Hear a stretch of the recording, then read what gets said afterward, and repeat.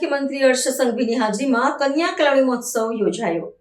વડોદરા નગર પ્રાથમિક શિક્ષણ સમિતિ દ્વારા સંચાલિત મહારાણી શાંતાદેવી પ્રાથમિક શાળા ખાતે નાયબ મુખ્યમંત્રી હર્ષ સંઘવીની પ્રેરક ઉપસ્થિતિમાં શાળા પ્રવેશોત્સવ અને કન્યા કેળવણી મહોત્સવ 2026 ઉત્સાહભેર સંપન્ન થયો હતો। આ ભવ્ય કાર્યક્રમમાં અદ્યતન શિક્ષણ પ્રણાલીઓને આવકારીને નવપ્રવેશી ગુલગાઓને શાળા પરિસરમાં વિધિવત રીતે પ્રવેશ આપવામાં આવ્યો હતો।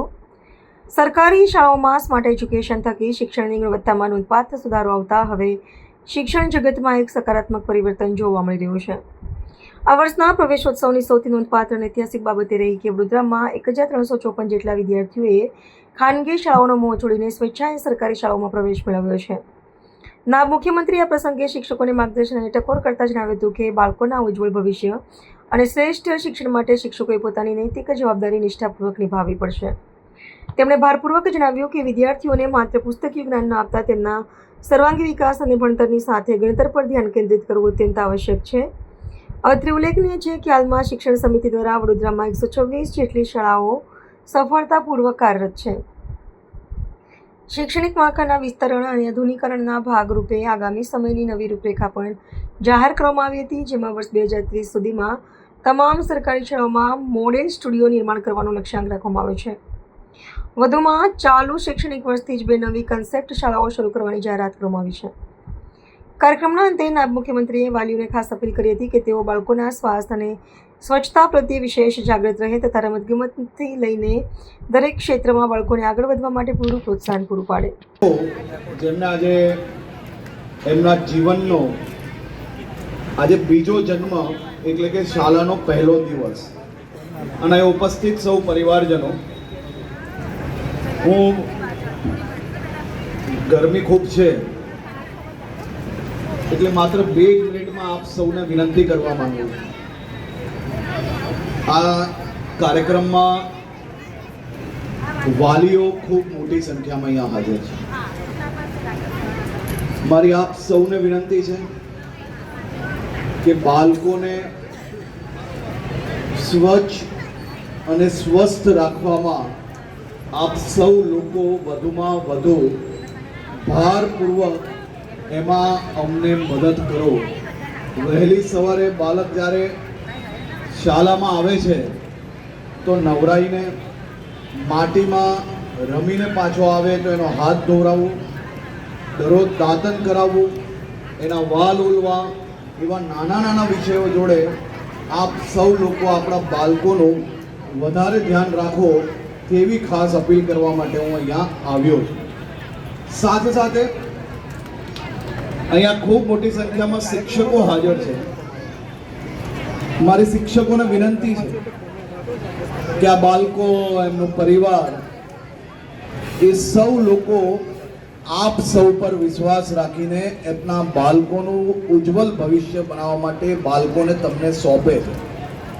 એ બાળકોનું આખું જીવન તમારા ઉપર નિર્ભર છે। હવે એ બાળકોને કઈ રીતે ભણાવવા, કઈ રીતે સમજાવવા, કઈ રીતે એમનું જીવન આગળ વધારવું એ તમારા સૌના હાથમાં છે। શિક્ષકોને વિનંતી છે કે માત્ર ગોખાવીને પરીક્ષામાં પાસ થઈને સારા નંબરો લાવશે એનાથી કોઈ ફાયદો નથી। એ બાળકો હસતા હસતા, રમતા રમતા વિષયને સમજીને ભણતર પ્રાપ્ત કરે તે પ્રકારની દિશામાં તમે સૌ લોકો વધુમાં વધુ મદદગાર બનજો। આ બાળકો મોટા થઈને એમના જીવનમાં કોઈ બી સમસ્યાથી ડરી ના જાય તે માટે નાનપણથી જ તેમની કેળવણી કઈ રીતે કરવી, તો આ બાળકોને માત્ર ચોપડીના ભણતરમાં જ આખો દિવસ એને વ્યસ્ત રાખવાની બદલે મેદાન પર રમે, નાનપણથી જ હારતા અને જીતતા શીખે, સંગીત જોડે એને જોડવામાં આવે, જેથી મોટા થઈને એના જીવનમાં અગર એને કોઈ સમસ્યા આવે તો એ હતાશપણો અનુભવવાની બદલે જીવનમાં લડતા શીખી શકે તેવા બાળકો આપણે તૈયાર કરવા છે ને તે દિશામાં આપ સૌ શિક્ષકોની મદદ માંગવા હું અહીંયા આવ્યો છું। મારી આપને વિનંતી છે કે શાળાને વધુમાં વધુ સ્વચ્છ રાખવા માટે જે બાળકો આ 5મા ધોરણથી ઉપર અહીંયા બેઠા છે એવા બાળકોને આપણે જવાબદારી આપીને નાના બાળકોને તૈયાર કરવા જોઈએ અને તે દિશામાં તમે સૌ લોકો સાથે મળીને કામગીરી કરશો તેવો મને 100% વિશ્વાસ છે. નગર પ્રાથમિક શિક્ષણ સમિતિ અને રાજ્ય સરકારના સહયોગથી વડોદરામાં શાળાઓ એ માત્ર ગુજરાતીમાં જ નહીં પરંતુ ગુજરાતી, હિન્દી અને અંગ્રેજી માધ્યમમાં ભણાવવામાં આવે છે. 39,924 વિદ્યાર્થીઓને ભણતર આપવાનું કામ આપણી મહાનગરપાલિકાની નગર પ્રાથમિક શિક્ષણ સમિતિ દ્વારા કરવામાં આવે છે. આ વર્ષે 7544 બાળકો જેમને નવો પ્રવેશ વડોદરા નગર પ્રાથમિક શિક્ષણ સમિતિની શાળાઓમાં લીધો છે. હું નગર પ્રાથમિક શિક્ષણ સમિતિના ચેરમેન, એમના સૌ સાથીઓ, સૌ શિક્ષકોને અને આખી નગર પ્રાથમિક શિક્ષણ સમિતિની ટીમને અભિનંદન આપું છું કે વડોદરામાં 1354 બાળકોએ પ્રાઇવેટ સ્કૂલ છોડીને સરકારી સ્કૂલ તરફ વળ્યા અને એ જ આપ સૌ લોકોની સફળતા છે. ડ્રોપ આઉટ રેશિયો, જે બાળકો હદ વચ્ચે ભણતર છોડ્યું હોય તેવા બાળકોને ફરી ઘરે ઘરે જઈને સંપર્ક કરીને આખું એડમિનિસ્ટ્રેશન અમને અહીંયા ચૂંટાયેલા પ્રતિનિધિઓએ સાથે મળીને આજે પ્રયાસ કર્યો, તેના થકી હજારો બાળકોને ફરી સ્કૂલ સુધી પહોંચાડવાનું કામ એ વડોદરાની ટીમ વડોદરા દ્વારા કરવામાં આવ્યું છે. એ માટે બી હું એમને અભિનંદન આપું છું.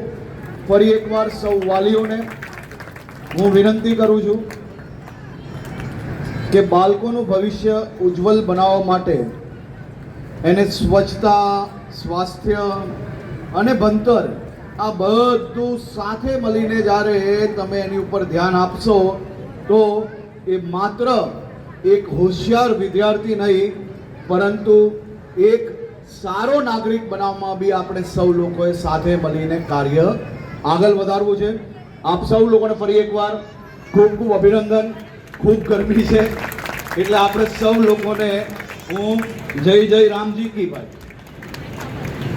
અને બધા જ લોકો તમારા સપના સાકાર થાય તેવી શુભકામનાઓ. ખૂબ ખૂબ આભાર.